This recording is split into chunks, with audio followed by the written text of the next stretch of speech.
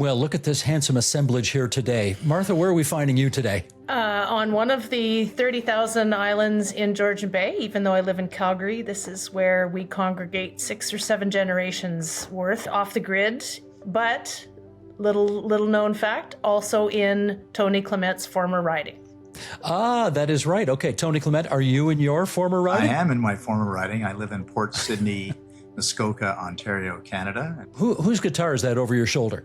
That is an Eddie Van Halen Fender guitar. Did he actually play it? No, he manufactured guitars. So that's one of his. Okay. And what's so exciting about it, Steve and Martha, is that it has a drop D feature. So if you're a guitar nerd, I mean, whoa. That's totally exciting. I'm overwhelmed with excitement about the news of that. Martha, did we get you out from the middle of a paddle? You look like you, based on the background, you look like you got a lot going on there.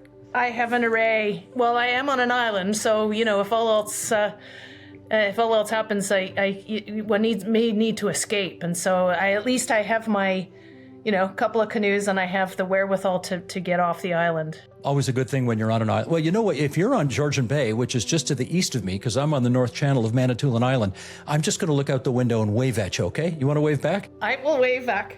There we go. Okay, that's perfect. Guys, we could do this forever, but I think it's time we started talking about everything political.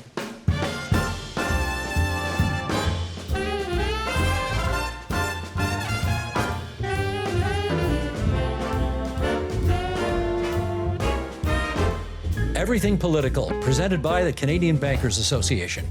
Well, here we are. This is kind of, what do we say? It's kind of fabulous. This is our first ever episode, and I think as a result, we should take a little bit of time here off the top and just introduce you to a little more to our viewers and listeners who may be tuning into the Paikin podcast and the Everything Political version of it, as we are going to attempt to do every other week. Let's start. Tony Clement, you were the Member of Parliament for Parry Sound, Muskoka from 2006 to 2019, and you were very fortunate to have been in government, in Stephen Harper's cabinet, with 3 different jobs. You were Health Minister, Industry Minister, and President of the Treasury Board. So let's start by finding out which of those 3 jobs you liked the most and why. And I had a 4th department, too. Oh, what was that? Minister of the Federal Economic Development Initiative for Northern Ontario. You can't forget that. Now, does that count, or was that just an add-on to something else? Well, I mean, in some ministries, it's been a separate department, and it's part of the ministry or the Department of Industry. But when I was Minister of Health, I still had that portfolio. So. Okay, yeah. Since we're all in Northern Ontario right now, we can vouch for the fact that that's an important portfolio. I'm in the southern tip of Northern Ontario. That's what I consider. You sure are. Which of your 4 portfolios did you like the most and why? Industry was great. You've got soup to nuts. You've got digital strategies. I helped save the auto sector during the 2008 crash. So you've got manufacturing.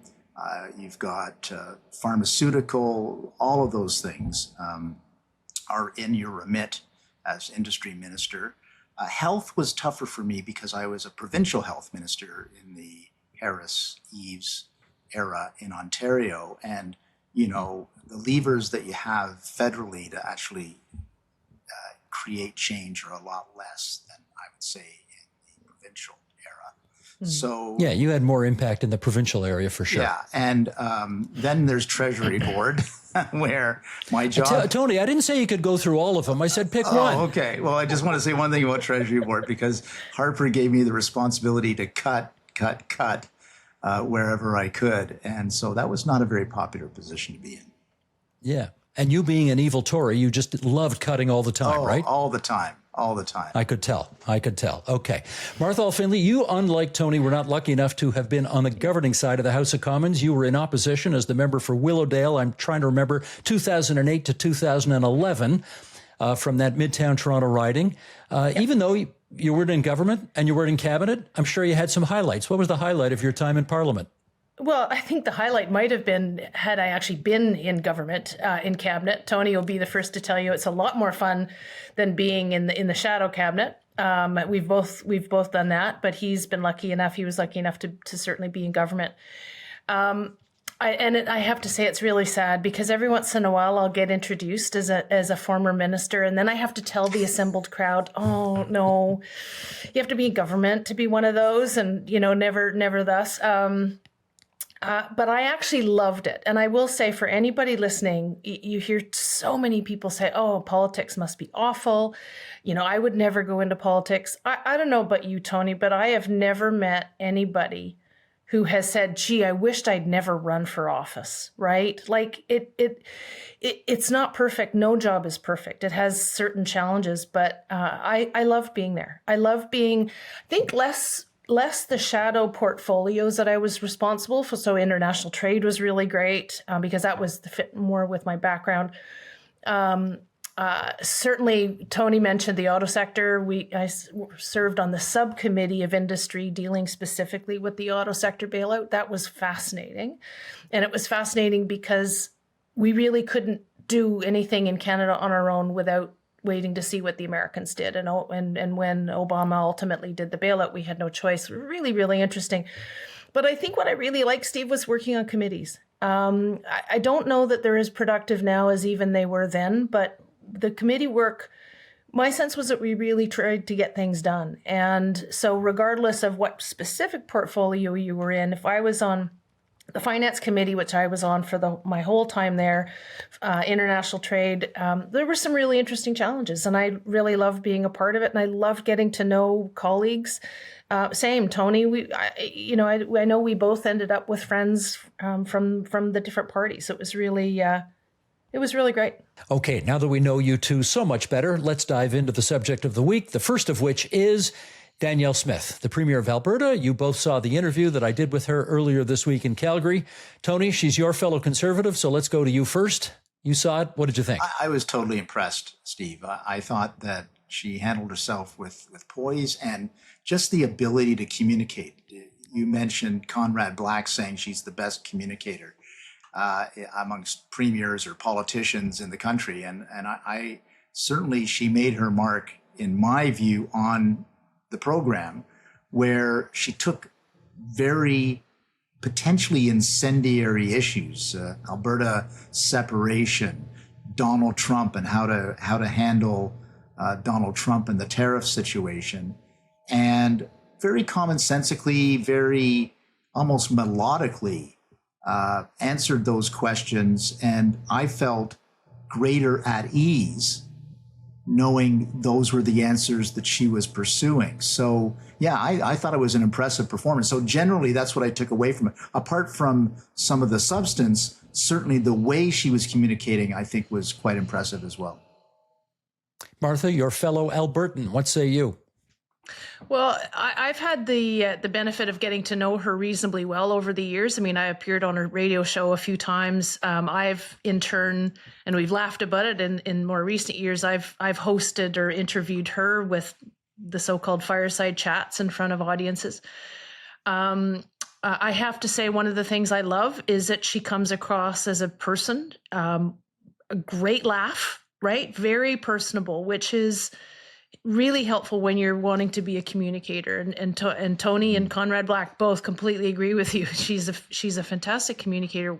What I've come to know about her too over the years, she really knows her files, right? She really knows her files. Not to be disparaging of anybody in her current cabinet or anyone else, I'll just say that over the years of being in politics, I have come across ministers who didn't know their own files nearly as well as she knows all of the files. And that shows. I think, Tony, when you're saying the way she answers, she inspires some confidence in her answers simply because she clearly knows what she's talking about. Whether you ultimately agree with some of her positions or not, I don't agree with all that she has done. She certainly interviews very, very well, and it's hard not to be impressed. People repeatedly spend time with her and come away going, "Wow, she's better than the headlines made me think she was going to be." Okay, having said that, though, let's talk about perhaps the most controversial thing her government's involved with right now, and that is she is about to cross her province, travel all over the place, chairing this task force that is going to look into issues surrounding Alberta's sovereignty. And I put this question to her, Tony, about the notion that David Cameron, when he was the UK Prime Minister, thought that he was dealing with those forces in his caucus that wanted Britain out of Europe. Right. And he thought, well, I'll just do this little referendum and I'm sure it'll go my way and we won't have to worry about it after that. And he totally lost control of it. How concerned are you that she has, in some respects, loosed the forces of separatism in her own province by creating this commission? Well, I mean, she made the point on your show that those forces were already there. Now, it's a question of how marginalized or how mainstream they are, but I would put it to you that after the results of the last federal election, there was going to be some reaction by Albertans to the fact that they were effectively shut out of the government of Canada yet again. So I think that was kind of natural and was going to happen. So what she's trying to do, I understand, is provide an outlet for that. I think she was pretty clear on your program. She doesn't want Alberta to separate. She wants a better deal for Alberta. But these things you can lose control of these things. Absolutely, but you can lose control at the front of the parade, or you can lose control at the end of the parade. So I think she's banking on that. And the other thing I think that she's banking on is that her position about Alberta's sovereignty is a perfectly reasonable and tenable position. It's basically the position of the province of Quebec since 1867.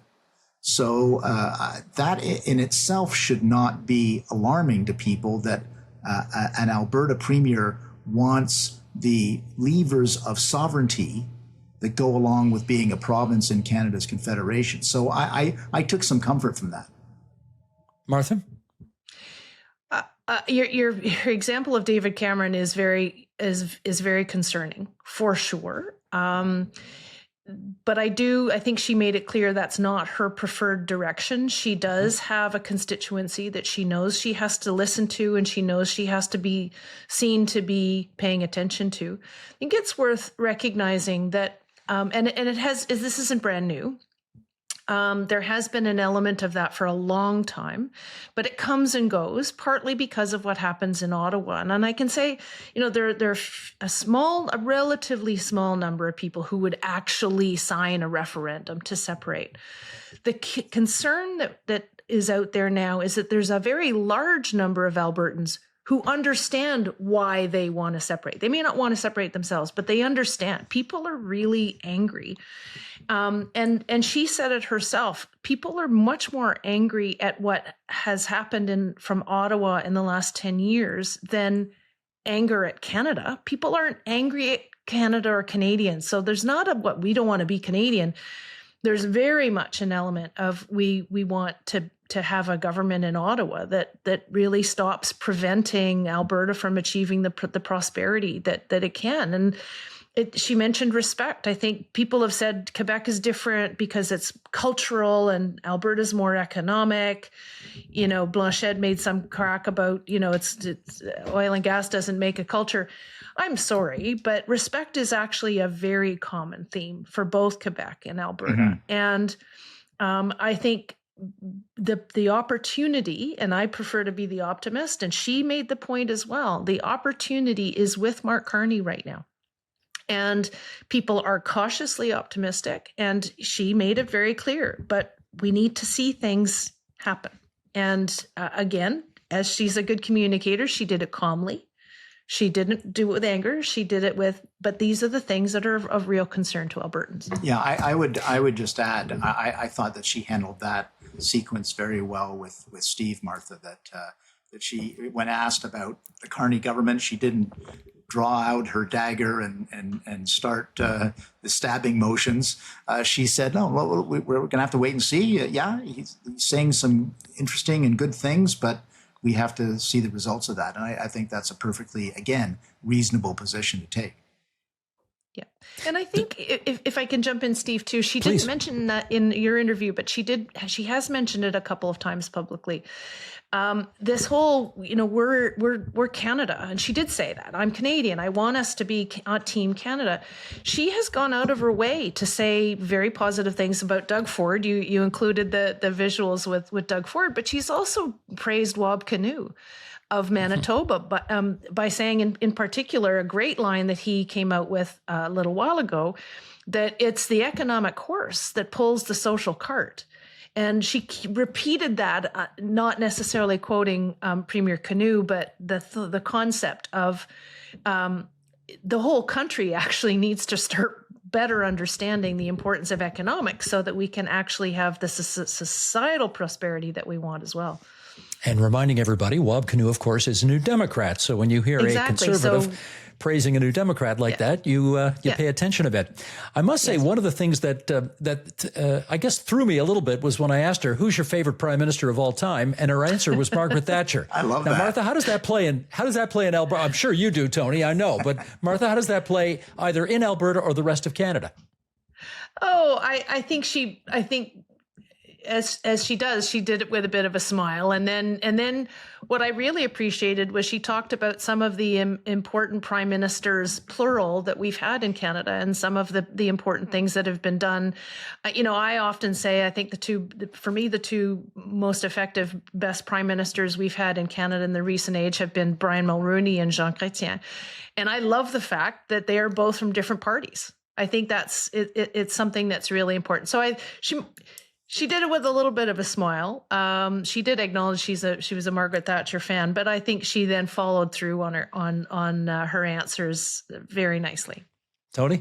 Yeah, no, that one was very interesting too, and I almost cursed myself that I wish I'd thought of that first. As a great answer, being a big Thatcher fan myself. But I thought that answer and the subsequent answer about Canadian leaders and prime ministers was very authentic. That's the thing that came across to me, was she wasn't answering from a rote script that some staffer had provided her. If they ask this, then you've got to say this. No, this is what she was thinking and feeling, and that's what people relate to nowadays, and is part of her charm, I'd have to say. Well, there was that crack from Yves-François Blanchet, the Bloc Québécois leader, about the fact that, oil and gas do not a culture make. But I notice, and she answered about Stampede. Yeah. I noticed that a couple of people I know went to Stampede. I don't know if you can see that. Yeah. There we go. Yeah, there we are. A couple of people I know went to Stampede, and for some reason that's a 2-shot instead of a 3-shot. Why didn't I get invited, guys? What happened there? You gotta go, man. This is you gotta be there. I gotta tell you, Steve, it is the greatest festival in Canada every year, bar none. And it's good for entertainment, it's good for business, and it's good for politics. It has it all. And I talked to you, Tony, after it was over, and you could barely speak. You had laryngitis. That's right. So bad. Oh, he was screaming for 10 straight days. It was laryngitis. Well, I can assure you. But no, it's talking for 10 straight days. Martha and I kept bumping into one another like 3 or 4 times, I think. But so there's a little bit of that. But it really is. It's just a very great vibe and atmosphere. But there is business. I got business done. I got politics done. And I got a little bit of entertainment as well. So for me, that's what the Stampede is. I didn't actually, this year was the first year. This was my 10th year going. But I think this was the first year I actually didn't go to an actual Stampede rodeo event. Didn't have to. Definitely, if it's your first or third or fifth time, go. But for me, it was all the other stuff going on. And these pancake breakfasts every morning, riding associations, political parties, but also community associations. The local Gurdwara, Sikh temple has its own pancake breakfast. And everybody, the thing about it, Steve, is you put on a cowboy hat, you're in. You're part of that community. Well, I don't know about that. Martha, the Prime Minister tried to flip a bunch of pancakes with a cowboy hat and a suit on, and I'm not sure he made the sale. What do you think? Yeah, I think I would like to give Albertans, Calgarians a little more credit that's not going to make or break, their view of a Prime Minister. I think a certain other Prime Minister showed up with the hat on the wrong way, and that made for some laughs, but there's still an awful lot of respect for that particular Prime Minister. One thing that did resonate for me with her comment about culture, and it's a lot more than oil and gas and Stampede, right? There's a tremendous agricultural community in Alberta, ranching and agricultural crops. But I've lived there for 12 years, I think now. And I, having grown up in Ontario, when I moved out there, people often said, well, why did you move there? What do you like about it? Do you like that frontier mentality and, get it done attitude? And I said, well, I do, but frankly, those are a little bit cliche. Let's not overwork them. But the one thing I did realize, and she alluded to this in a slightly different way, when I started coming out to Calgary more often, it took me a bit to realize what was happening. But then I realized no one had asked me who my parents were. No one asked me where I went to school. It was all welcome. What can we do? And that's the best way I have to describe what she, I think, was alluding to in terms of the culture in Alberta as well. Fascinating. Guys, I have to do something now that I have never in my career done before. And that is, this is very different from public television where I've spent the last 40 years.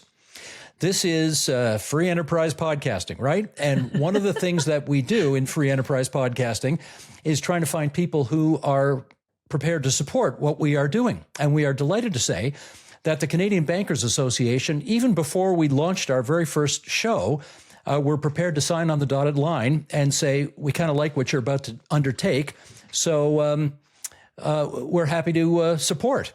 And to that end, I'm going to tell you a little bit about the bankers right now, because there's lots of talk of nation building these days, infrastructure and clean energy and innovation. And it looks like Canada is ready to take some big swings out there.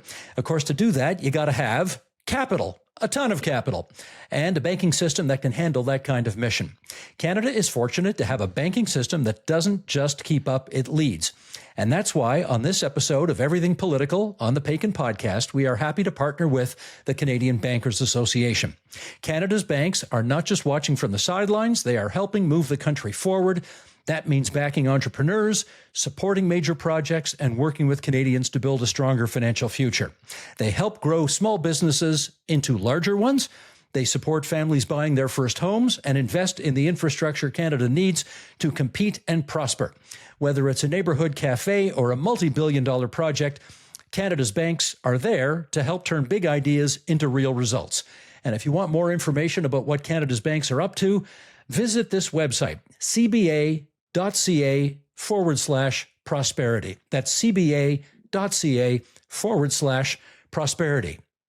Okay, that's my first ad read. How'd it go? Well done. Well done. I love it. And isn't it awesome that the CBA is keen to support? Yeah, they're a great group. I think it's wonderful. Great folks. Okay, I want to talk to you two about where you two are right now, and that is Muskoka, because you're going to be at the center of the political universe as far as Canada is concerned, because next week, the premiers, in a name that only Starfleet Command can appreciate, the Council of the Federation, are coming to Muskoka for one of their big meetings. This is Tony, your old riding, and Martha, it's very close to where you are right now. Here's the thing I suspect everybody's thinking about these Council of the Federation meetings. Live long and prosper, everybody. Tony, I don't know if you've been to these things before. Yeah, does anything really get done? What do these things accomplish? I think that before it was the one I went to a couple of them. One was in Victoria, BC. I remember accompanying with Mike Harris because I was health minister, and they were talking about health. And a lot of these used to be about, okay, how can we gang up on the federal government and demand more money for healthcare or community services or whatever, right? So it took on the role of a strategy session on how to squeeze the rock a little bit more. I think we're in different times now, however. I think right now, these are genuinely important meetings of our provincial and territorial leaders, and now our Prime Minister on the Tuesday, to continue to work together to deal with the tariff threat, the sovereignty threat, and everything else that's going on, not only in vis-a-vis the United States, but our relationship with Europe, the threats from Russia. There's all these other opportunities to discuss those things. By the way, of course, the venue for this is Deerhurst Resort, which is about 25 minutes away from me, and where I was the local host for the G8 summit in 2010. That at that time, Russia was a member of the G8 until 2014 when they invaded Crimea. So I got to see summitry firsthand in my backyard at Deerhurst. So I think it's going to be an important session, very clearly having the Prime Minister of Canada there. Steve, you tell me, has a Council of the Federation done that before? I don't. I know there's been federal provincial. Not to my knowledge. Yeah, it's a premier's meeting. It's a premier's meeting, and then to Mm-hmm. invite the Prime Minister, not usually or ever done. And so I think that illustrates the importance of the issues that are affecting this country right now and how everybody has to work together. Martha, what do you hope emerges from this? Well, first, to completely agree with Tony that the world has changed. And I think, I hesitate to say thanks to Donald Trump in the same sentence, but there's an awful lot of work for us to do in Canada to really improve our economic situation, not just because of Donald Trump. To be clear, we have tariff concerns. He's completely volatile. But what has happened is that there's been a great recognition among Canadians and Canadian politicians that, we've been talking about productivity for decades. It's actually really bad now. We've been talking about interprovincial trade barriers for decades. The cost to this economy is very high. What we're finally doing, I think, in this country is we're having these conversations about what we need to do for our own economic prosperity, which of course is required for social prosperity, not just because of Donald Trump, but because our own economy is not doing well. And so we can diversify some of our trade. We can increase trade with other countries. We're always going to be dependent on the United States. You can't change geography. But we also have things we can do internally. And if I use internal trade barriers as one example, you hear every once in a while premiers getting up and saying, sure, we'll just mutually recognize everything from somebody else. And credit to Jason Kenney, Premier Smith's predecessor, who actually did undertake some unilateral, we're just going to get rid of some of these barriers.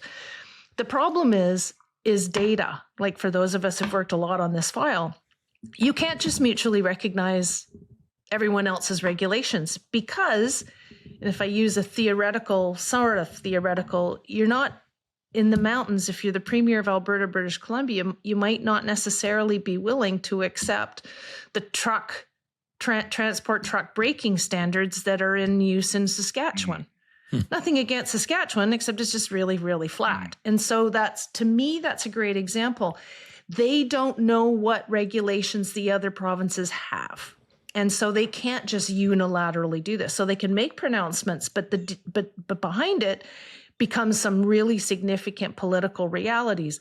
This is an opportunity for the premiers to acknowledge we need to know a whole lot more about each other and what our own rules and regulations are. And because they don't usually have the resources to learn what all the other 9 provinces, and of course 3 territories, but what the other 9 provinces are doing, it is an opportunity for the federal government. Mark Carney is going to be there, an opportunity for the federal government, not to say thou shalt do this. We know that's a problem, but to assist in whatever's required to have the provinces learn, accumulate that data and get that information. We have an opportunity for the provinces to work so much more collaboratively together and to exchange best practices and to really work. I think there's there's motivation now, which we have not seen in a very long time. Well, that's the key, right, Tony? I mean, there clearly appears to be the will to do it right now. Thanks, yes, in part to Donald Trump. So if the will is there also a way? You got to have both. Yeah. And again, I remain hopeful. I want it to work. I just know how dang hard it is. I as federal minister of health, I worked for 2.5 years on what were called tripartite agreements on healthcare between the federal government, the province, and Indigenous groups. And that was a lot of energy, very specific file, and lots of bumps along the way. These things do not happen just because there's goodwill. As Martha indicated, the devil is in the details. The other thing I worry about is state capacity. And this was a problem that was highlighted in the months and years before the last federal election, particularly by Pierre Poilievre. We haven't mentioned him yet, but I'm sure we will in future broadcasts as well. But, about the ability of the government to actually get stuff done. When we had the passport crisis, for instance, my word, we're a G7 nation and people were waiting months for their passports. So this is going to be a real test for governments to actually get beyond the signing ceremony to the finish line. And I hope it happens. If it doesn't happen, you've heard it here first on the Paikin podcast that we're gonna have some problems here. Well, you've both referenced the fact that there will be one non-premier at this meeting, and that, of course, will be the Prime Minister. And so I want to get your take on how you feel he's doing so far. And just by way of setting this up, we do have to remember that it was only about 6 months ago that the Liberal Party of Canada was 25 points behind the Conservative Party of Canada. And then, when was it? I guess it was in March that Mark Carney won the Liberal leadership. And then in April, he won a federal election that, of course, nobody a few months earlier thought he had any business winning. He went to the Oval Office. He did not get Zelensky'd, which was the big concern while he was meeting with Donald Trump. In fact, they had what seemed like a pretty cordial rapport going between the two of them. But these trade talks with the United States are very, very tough sledding. With all of that background in place, Martha, how's he doing so far? Well, you mentioned a couple of, I think, successes. There's no question he has, over his career, multiple careers, engendered that kind of national but also international respect that I think an awful lot of Canadians recognized we needed. This was a time to have somebody at the head of the country who had that international respect. People know him, and he's a much more known quantity than for instance Pierre Poilievre, I think, internationally at least. And my sense is that that's very much why the election went the way it was. Donald Trump really was key in the election result that we ended up having. I think you saw in your interview with Premier Smith some concern about needing to see action. One, let's not put too much hope on whether, what the Prime Minister can do with Donald Trump, because I think every world leader around the entire world is wondering what the hell to do with Donald Trump. I mean, he's all over the place, and he can't be trusted. I do like to remind people when they talk about negotiate a trade agreement, we already have one. It's called, in Canada, CUSMA, the American USMCA that includes Canada, United States, and Mexico. It is actually the law of the land. So, I wouldn't. I think it's unfair to expect too much of Mark Carney in terms of the discussions with Donald Trump. That really is a much more broad country to country, provinces and states, and working with Americans who are hurt more by tariffs than we are. It's a much broader engagement. I would say that there is very much a concern in Alberta and Saskatchewan, in various parts of the country. We know we need to do significant things from an economic prosperity perspective, as well as the respect piece that has been challenging for the last 10 years. And although we're hearing the right things, as the Premier pointed out, we haven't seen action. The good news is that I know that there are people in the government who are asking, how do we fix the Impact Assessment Act, the infamous C-69? How do we get interprovincial trade barriers down? So people are asking the right questions in this government, which says to me they're actively looking at the next steps. But I'll just go back. It's cautious optimism, but it's still a bit cautious. Tony, how's the PM doing? It's early days, so you can't have a definitive conclusion right now. Right. I'm a bit concerned. He's continually building up expectations, and a lot of it just doesn't it doesn't connect exactly. So what do I mean by that?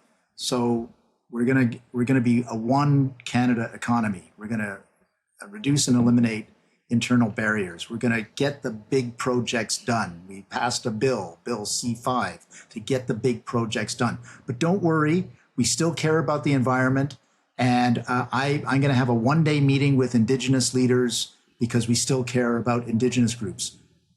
Okay, so how does that get a pipe? Tell me again how a pipeline is going to be built when the province of British Columbia doesn't want it, or whether there's Indigenous leaders who are concerned about it, or so on. So there's that. Then we're spending more money than Justin Trudeau, for crying out loud. How is that possible? We're spending more money in the federal budget than Justin Trudeau. But don't worry, we've got a spending review I've just started as Prime Minister. Well, I did the last spending review, the big one, for Stephen Harper. I had to review 650 programs with a cabinet committee over a 6 to 8 month period. And it's not easy, folks, to do it in a way that finds the right things to reduce the federal footprint without doing something that harms people or society or provinces or what have you. So, I mean, I'll give him some marks for saying the right things, when he's purloining Pierre Poilievre's policy planks. It's hard for me to disagree. But I want to see the activity. And moreover, we need it. And we need him to be successful. That's the other side of it, which, yes, gets my liver going a little bit. We actually need him to be successful, because if he is not, this country is in big, big, big trouble. Economically, the social fabric, politically with separatism, all of these things, and plus the sovereignty issues with the United States and elsewhere, like, almost we have to have him succeed. So I'm a little bit, as you can tell, a little bit conflicted, but those are the concerns that I have. Gotcha. Well, fair comments from both of you. Okay, one of the things that I think the three of us share is a belief in the possibility of politics, and that we are not cynical observers of the political scene in this country. We try not to be anyway. And so I think starting today and going forward, we want to end our discussion by having each of you pick one politician anywhere in Canada that over the past week or two, you thought, that was good. Martha, who do you want to pick and why? I ran into an old colleague at Stampede, because that's what happens, who is still a member of Parliament. And we hadn't seen each other in a long time. One of Tony Clement's party members, but a great example of friendships that get developed across party lines. And we hadn't seen each other. Hey, how's it going? And then he told me that he has embarked on a thing, and I can't believe I hadn't heard about it, but over the last few years, it's Zoom Happy Hour. Oh, yeah. So Mike Lake yeah, had started Zoom Happy Hour years ago. I think, Steve, you might have actually commented on it at one point or another, or been a part of it. Martha, I think I've been on 15 of them, maybe more well, than there that. you go. On like there 8 you of go. them. How did I? Okay, you complaining about how come you didn't get invited to Stampede? It's like, how is it this long I keep that I had getting not been sent Zoom invited links to it? for more of these happy hours. Yeah. Anyway, for the listeners, the watchers, one of the purposes of Zoom Happy Hour is to get people with different backgrounds, to get people from different parties to actually talk about issues, to engage, to have fun, in a way that is so completely different from how people see, the Canadian public sees Canadian politics being conducted. And frankly, I think the more Canadians know that there are people like Mike Lake out doing these kinds of things and bringing people together as opposed to the other way around, good on Mike Lake. Mike Lake's at Edmonton MP, and he started this during COVID because we were unable to connect with each other.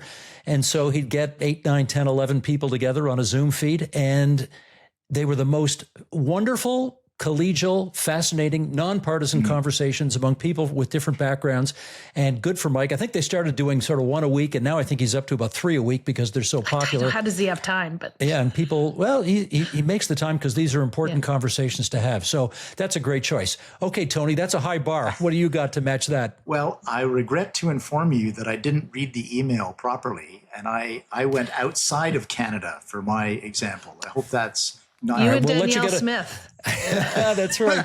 We'll let you get away with it this time. Okay, this one time. So the one I thought of was involves the British Prime Minister Keir Starmer, who is, of course, a Labour politician.